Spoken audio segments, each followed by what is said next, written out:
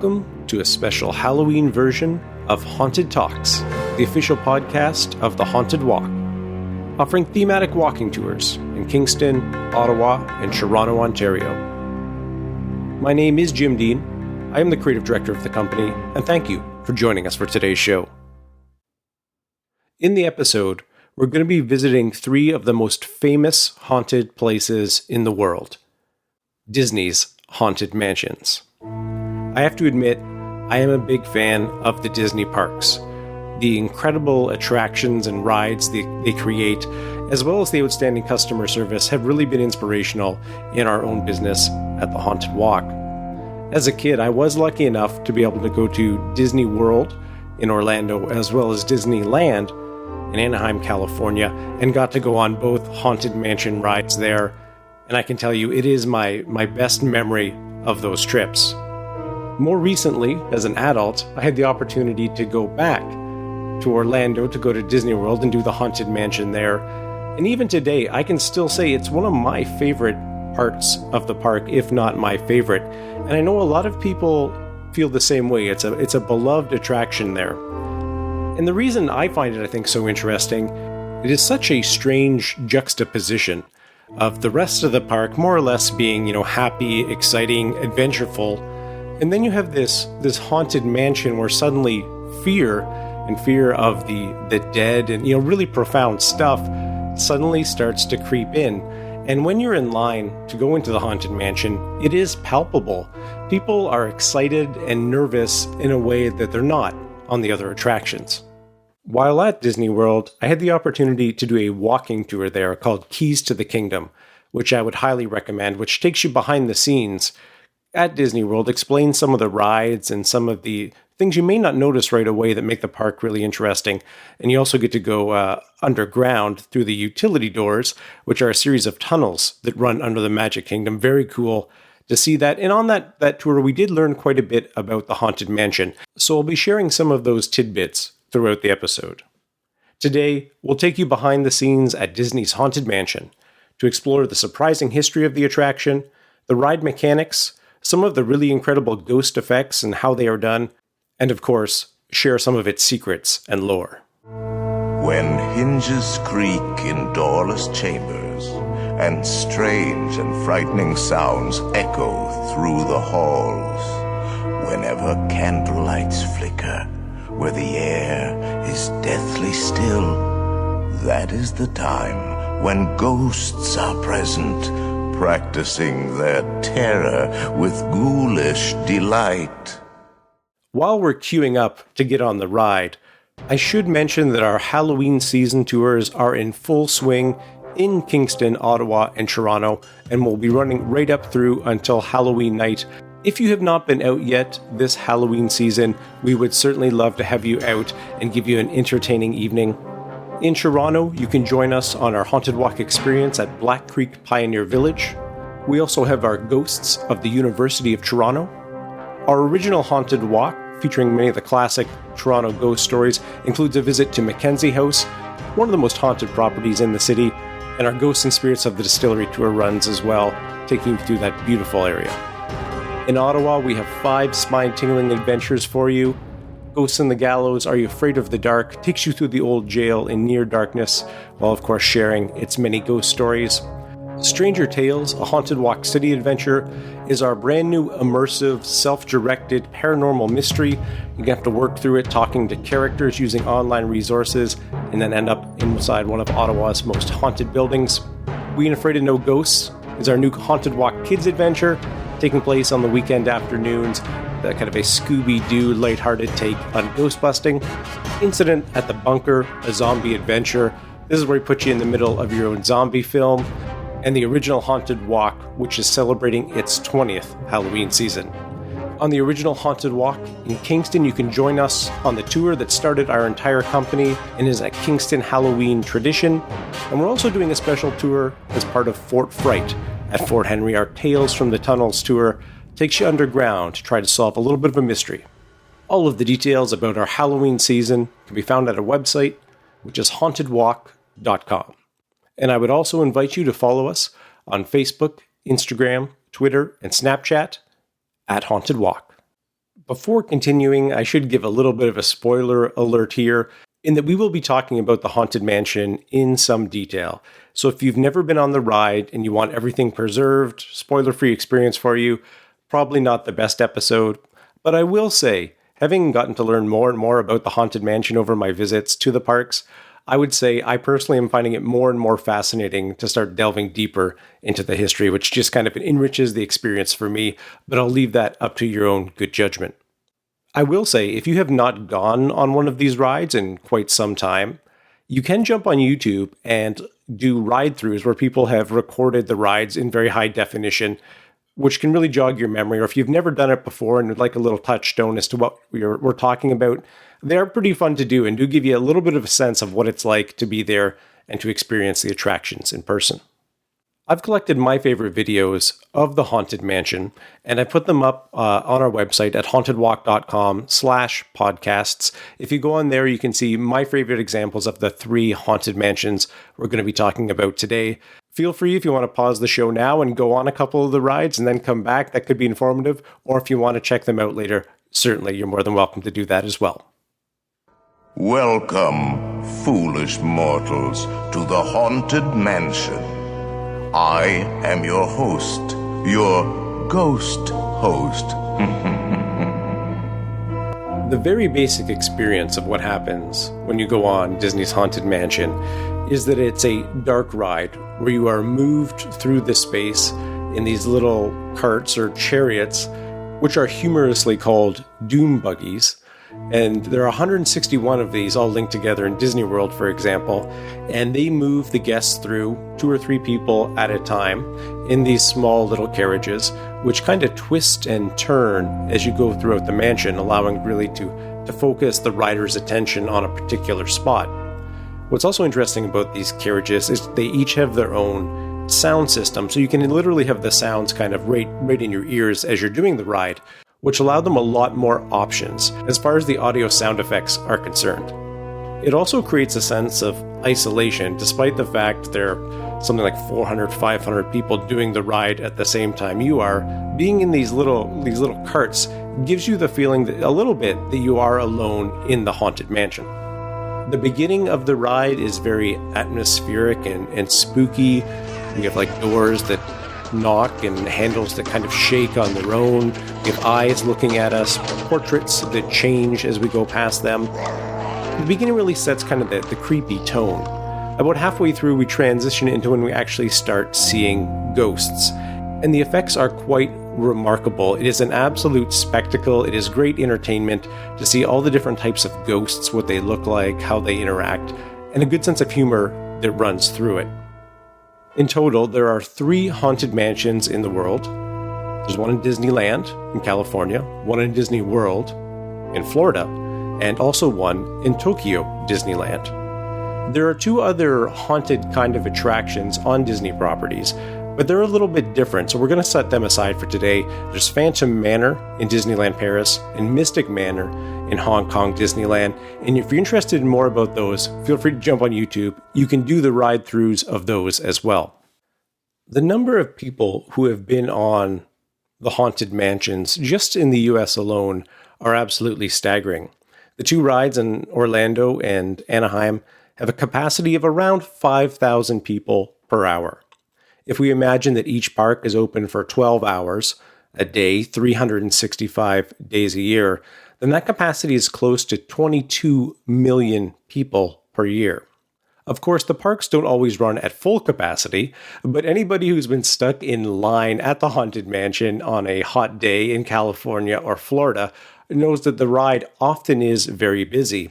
So let's say runs at 50% capacity. That's still around 10 million people per year.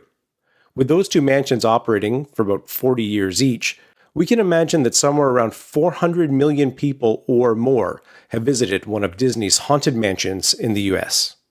As someone who works at a haunted attraction, those numbers absolutely blow my mind. But more than that, it's trying to imagine the cultural impact that Disney's haunted mansions have had upon our society. When we think about haunted houses, or certainly haunted mansions, Disney's image and the ghosts inside and the different ways of scaring people involved have had a huge impact upon the world. While the Haunted Mansion is a beloved ride in the parks today, it was not always so obvious that the attraction would even be built. It ran into a lot of difficulties during the design and construction phase. In Walt Disney's earliest plans for Disneyland, a haunted attraction was always part of his thought process. He pictured a kind of rundown house on the hill just off of Main Street, kind of the very traditional image of a haunted house. In the late 1950s, Walt described the project as building a retirement home for all the ghosts displaced by the war. When Disneyland opened in 1955 in California, there was no haunted mansion. They were still having a lot of difficulty coming up with the right concept to be used.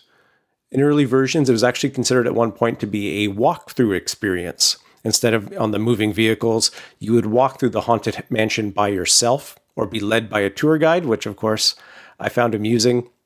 But they quickly realized that if the attraction was a walkthrough, it would create huge capacity problems as you can't move people through as quickly when they're just walking on their own. They even contemplated for a while the idea of building two identical haunted mansions just to be able to accommodate the number of people who would want to visit the attraction. The designers were also having great difficulty settling on the storyline or the main kind of theming for the attraction. Early versions had it being a story about a sea captain who ends up killing his nosy bride and then hanging himself. Another version had a mansion of a home known as the Bloods, and this was going to be called Bloodsmere Manor, which I thought was a great name, but I could never imagine Disney actually using. And another early design of the attraction had it being a wedding, a ghostly wedding with well-known Disney villains and other kind of spooky characters like Dracula, Frankenstein, those types of things. Another significant issue they were trying to deal with was that Walt did not want a dilapidated, rundown building, kind of, again, our typical image of a haunted house, someplace we would look at and be like, oh, that place is haunted.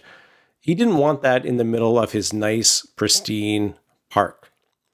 So the designers settled on the idea of using kind of an antebellum manor, kind of a southern plantation look. And there's a famous quote from Walt Disney saying, "We'll take care of the outside, and the ghosts, they'll take care of the inside." Seemingly in an effort to self-motivate themselves, in 1961, Disney began passing out leaflets at the front gates of Disneyland, announcing that in 1963, the Haunted Mansion would open. And right from the beginning, there was a lot of anticipation for it. By the end of 1963, only the exterior of the attraction had been completed. The design team was still struggling with what to do. Not much work was done on the Haunted Mansion over the next few years due to Disney's heavy participation in the 1964 World's Fair. There just wasn't a lot of time to do other projects. Walt Disney's death in 1966 also caused further delays on the project. At the heart of the matter was a real struggle within the Disney design team. There were kind of two camps. One thought the Haunted Mansion should be really atmospheric and spooky and even scary, while the other side thought it should really be funny and fun. And when you go on the rides today, you can see there is really a mix of these two ideas. The beginning of the ride being the atmospheric, scary part, moving to when we actually see the ghost, which in some ways becomes more lighthearted and a lot more gags involved. With the amazing exterior of this ride just sitting there for 6 years, you can only imagine the anticipation that was building. The number of kids who must have stood at the gates looking up at this spooky building, just trying to imagine what the Haunted Mansion would be like. And I imagine there were thousands of kids in California who grew up just waiting to get inside that building. The ride finally did open in 1969, and the response to it immediately was extremely positive.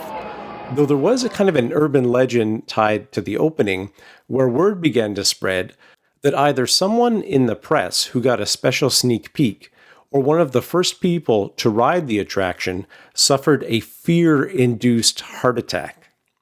Now, there seems to be no actual proof to back that up, and it does sound like the kind of urban legend that would spread, particularly before anyone else had been in the mansion and had really no idea what could be waiting for them inside. The mansion set a number of attendance records for Disney, and 50 years later is still one of the busiest attractions in the park. The Haunted Mansion was an opening day attraction at Walt Disney World in Orlando, Florida when it opened in 1971, and at Tokyo Disney when that park opened in 1983. While each is slightly different, the interior or the ride experience itself is fairly similar along all three locations. In fact, many of the props used in the California and Florida versions of the ride were built at the same time. The southern plantation look of the original Haunted Mansion came to be replaced by more gothic-looking manor houses in the versions in Orlando and Tokyo. All three of them became extremely popular with park-goers. I would argue that the reason for this popularity is due to the amazing effects the ride holds. And I'd like to talk about a few of those now, but in particular, focusing on the ones that have been used from the beginning, the tried and true methods that are still delighting park-goers today.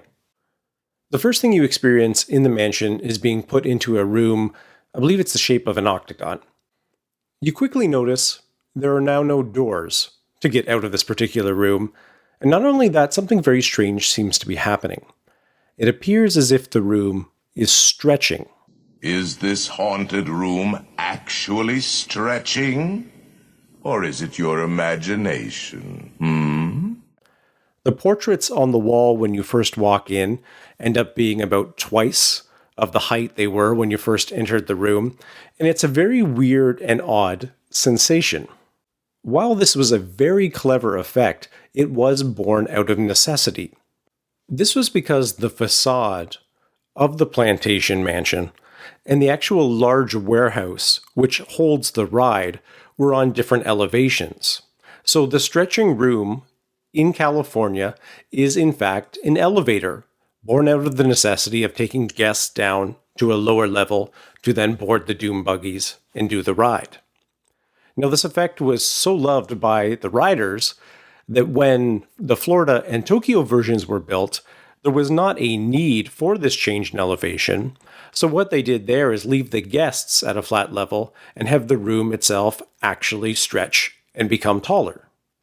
If you do like this behind-the-scenes stuff, I would strongly encourage you to look at some of the aerial photos of the Haunted Mansion or other rides at the Disney parks, and you'll see just how small the facade is compared to these extremely boring, large, rectangular white buildings which hold the rides themselves. These buildings being virtually unobservable from any location where guests may be in the park. One of the most iconic scenes in the mansion is the ballroom. As we track along in our Doom Buggies, we're on a balcony overlooking this ballroom where a massive celebration or possibly wake is taking place. In this scene, the ghosts have a translucent, almost ethereal-like quality to them that have a very distinctly human shape, which is quite different from the majority of the ghosts we see later on in the ride.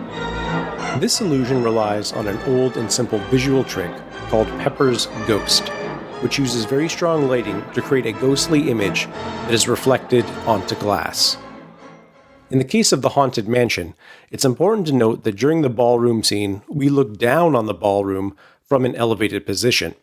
And that's because just below us, underneath the tracks, and just over our heads, out of our view, are in fact mannequins or statuettes who are put into dancing positions, spinning and moving. An extremely bright light is being shone upon them, which bounces off a mirror and hits the glass that is directly in front of us as we go through the ballroom. So that means if we were actually standing on the floor of the ballroom itself, what we would see is no ghosts, of course, around us, but looking back above and below the Doom Buggy track, we would see these brightly lit figures moving and swaying. One of the most popular scenes in the mansion comes at the very end, when your Doom Buggy gets one of 3 additional passengers, and these are known as the hitchhiking ghosts you see at the end, who the idea is they're going to leave the Haunted Mansion and take off with you. Beware of hitchhiking ghosts. They have selected you to fill our quota, and they'll haunt you until you return. This original effect was done in kind of the Pepper's Ghost way, but in reverse, where we see the character in with us. And that was a pretty cool and scary effect because it looked like one of the kind of statuettes that we had seen earlier in the ballroom scene. More recently, that sequence has been upgraded using newer technology, which allow the ghosts now to move and interact with different parts of your Doom Buggy. One of the other fun visual effects to talk about in the mansion are the Ghost Rider marble busts. And one of the first rooms you visit in the Haunted Mansion is the library, where these marble busts or statues of the world's famous Ghost Riders, they watch your Doom Buggy as you pass. And what's so creepy about this is that the eyes of the statue seem to follow you everywhere you go. And of course, this happens to every single person who does the ride. And that's because these busts are actually inverted, so that the deepest point kind of inside the statue is where your nose would be. So kind of inversing it and having the statue go inwards instead of outwards, as would normally expect in the light writing conditions, creates this illusion where you are constantly being watched by the statues. What I find so amazing about the Haunted Mansion is the more times you go on it, the more interesting things you are going to notice. It is chock full of small details, small jokes, small hints at the storyline, that the more times you go, you only begin to appreciate the artistry even more. Unlike most traditional scary rides, the Haunted Mansion does have a bit of a storyline to follow, which can easily be missed on your first time going through, as the spectacle of the whole thing is so intense. Because the storyline has been quite vague and difficult to understand at times, it almost becomes a mystery within the Haunted Mansion as guests try to figure out what exactly has happened here. A lot of questions are left unanswered, but if we're going to look anywhere for answers, it is in the climactic moment of the attraction, and that is when we make it to the attic, the highest point in the mansion, when we run into the figure of the bride. The character of the bride has greatly varied over the years. The first incarnation was very corpse-like, had a beating heart, and held a candle and a bouquet. She was described as being another ghost's love interest, and possibly his murderer. This bride was removed and replaced by a version who, instead of having a corpse face, had no face at all, and instead had only glowing yellow eyes and a shadow-like face. This bride became the classical model. This model was replaced in the 1990s with a character that had a visible greenish skin and a wild flowing hairstyle, and then yet another version who once more had glowing eyes, the face obscured by a thick wedding veil. Finally, in 2006, in California and Orlando, the beating heart element, as well as the implied tragic backstory, were scrapped away to make for a completely new bride character known as Constance Hatchaway. Her version of the Haunted Mansion has her cast as a Black Widow-like character who marries a bunch of men for their money and ends up decapitating them with her hatchet. So when you see her in the final moments of the ride there, she has the hatchet in her hands, which vanishes and reappears every few seconds. Till death do us part. How you figure this out is earlier in the ride you see photos of Constance with her grooms, and those photos slowly change to show their heads disappear.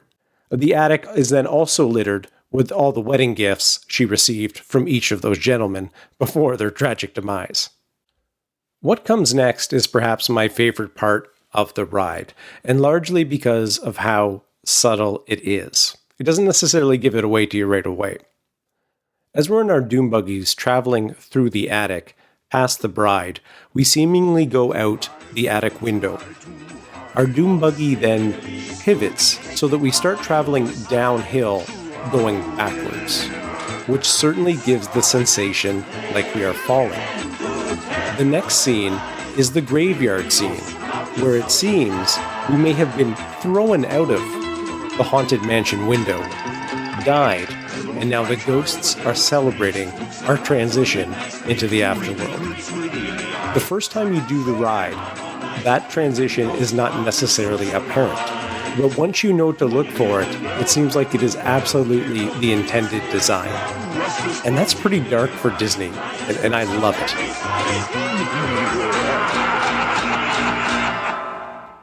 There are a number of cool little facts about the Haunted Mansions. A lot of the press material for the original Haunted Mansion in Disneyland stated that there were 999 ghosts, with the idea you would become the 1000th. While the actual number of ghosts on display seems closer to 100 in total on the ride. We have 999 happy haunts here, but there's room for 1,000. Any volunteers? The attraction is also the only place in the Disney park where Disney cast members or their staff are not allowed to smile. They always keep straight face, no smile. And you don't notice this at the time, but it absolutely is hysterically funny and also extremely creepy when you start to look for it. In the early days of the mansion, they actually used to have real-life people inside some of the suits of armor that would kind of jump out and jump scare the guests. But they had to stop doing this rather quickly because some of the guests being so startled, and we've certainly learned this on the Haunted Walk over the years, that when people are very frightened suddenly and unexpectedly, sometimes they lash out in a very physical manner. And some of these guys and these girls in the suits of armor actually got hit and punched and those kind of things. So they quickly had to stop doing that. There are lighthearted pet cemeteries just outside of both U.S. mansions, and particularly notable in Florida is the tombstone for Mr. Toad, as Mr. Toad's Wild Ride was an opening day attraction there, which ended up closing in 1998 to be replaced by the Many Adventures of Winnie the Pooh. The Many Adventures of Winnie the Pooh also has a nod to Mr. Toad within it, as right at the beginning, as you go through Owl's house, you see a photo of Mr. Toad handing Owl a copy of the deed to the ride. The pipe organ in Disneyland's Haunted Mansion was originally a prop used in 20,000 Leagues Under the Sea, and in fact is the pipe organ that Captain Nemo plays. At Christmas, the Haunted Mansions in California and Tokyo are changed to a Nightmare Before Christmas version of the ride called the Holiday Mansion, and the entire thing is more or less redone. And it's worth watching this as well, because it really creates a whole different feeling and ride experience with the overlay they put up before Nightmare Before Christmas. The final tidbit I would like to leave you with is the fact that each year, many people seem to try to leave the mortal remains, the ashes of friends and loved ones inside the Haunted Mansion. I assume the concept here is the idea that they could then become one of the happy ghosts. You could come visit them on the ride. Apparently, this does happen. And Disney does have security monitors to watch for this thing. But people genuinely leave the ashes of loved ones inside an amusement park ride. I think that shows the power and the significance of these places. And that concludes our special behind-the-scenes Halloween look at Disney's Haunted Mansion. Please watch your step getting out of your Doom Buggies. Now I will raise the safety bar, and a ghost will follow you home. If you are a big fan of the Haunted Mansion and have some great photos or stories to share, we'd love to connect with you on social media. You can find us on Facebook, Twitter, Instagram, and Snapchat at Haunted Walk. Our Halloween season is in full swing, and we would absolutely love to see you out this October on one of our storytelling adventures in Kingston, Ottawa, or Toronto. All the details are available on our website, which is hauntedwalk.com. If you are enjoying this podcast, we'd love to get a 5-star review from you on the platform you are listening to us on. If you'd like to get in touch with me with show ideas or questions, I'm always more than happy to hear from our awesome listeners, and you can get a hold of me at jim@hauntedwalk.com. Until we meet again, happy Halloween and sweet dreams. If you would like to join our jamboree, there's a simple rule that's compulsory. back. Hurry back. Rest in peace. Be sure to bring your death certificate We would like your if you decide to join us.